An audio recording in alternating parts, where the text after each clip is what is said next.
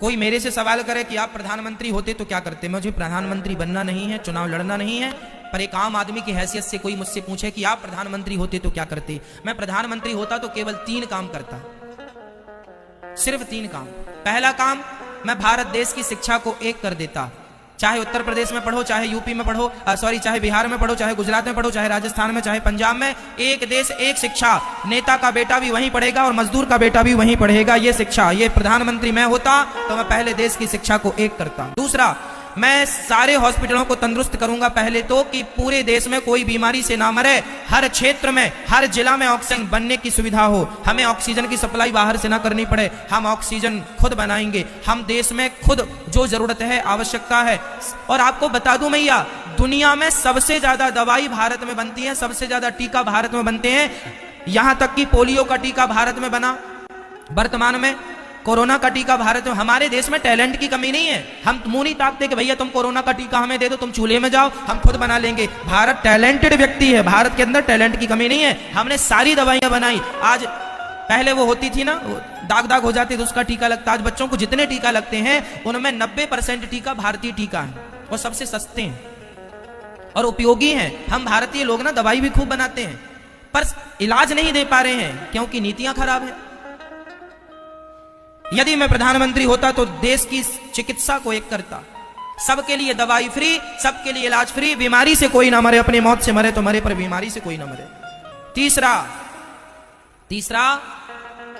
तीसरा, यदि प्रधानमंत्री हम होते, आम पब्लिक से पूछा जाए कोई कि आप होते प्रधानमंत्री तो क्या करते, मेरा तीसरा काम, नदियों को नदियों से जोड़ना। यदि आज नदियों को, बड़ी नदी को छोटी नदी से जोड़ दिया जाए तो जितना पानी बह के समुद्र में जाके खारा हो जाता है। छोटी नदी सूखी पड़ी है, बड़ी नदी का पानी बहता जा रहा है। अरे बड़ी नदी को छोटी नदी से जोड़ देने से, और छोटी को और छोटी से जोड़ देने से, और छोटी को और छोटी नदी से जोड़ देने से क्या होगा कि भारत में फसल ज्यादा होगी। आज जहां पानी है वहां का किसान तो सुखी है, पर जहां पानी नहीं है वहां का किसान आत्महत्या कर लेता है पानी ना होने के कारण।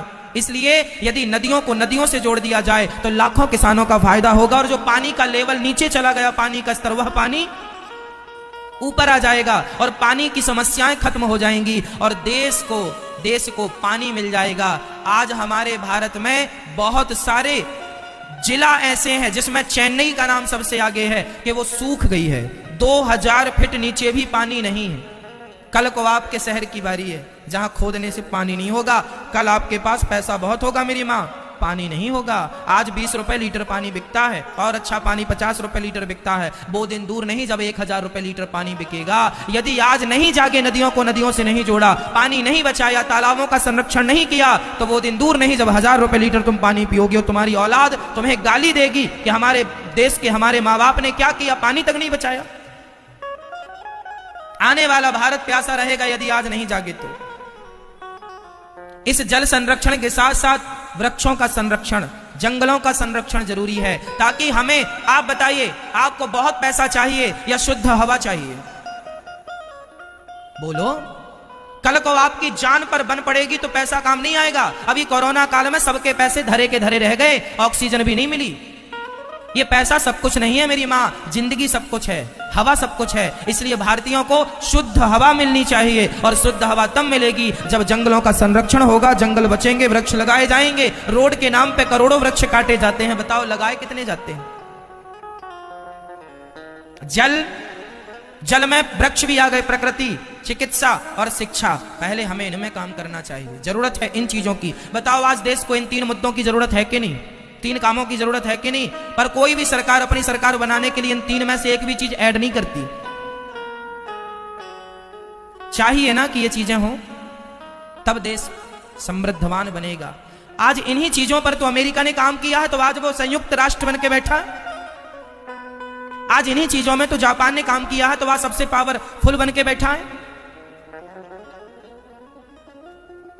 चाइना हमसे आबादी में बड़ा है, लेकिन फिर भी वो इस काम पे लगा हुआ है, इसलिए आज बहुत पावरफुल, ताकतवर बन के बैठा है। और हम दिनों दिन कमजोर होते जा रहे हैं। किस बात पर? इसी बात पर कि हम लोग ध्यान नहीं दे रहे हैं अपनी शिक्षा पर, अपनी चिकित्सा पर, अपने देश पर।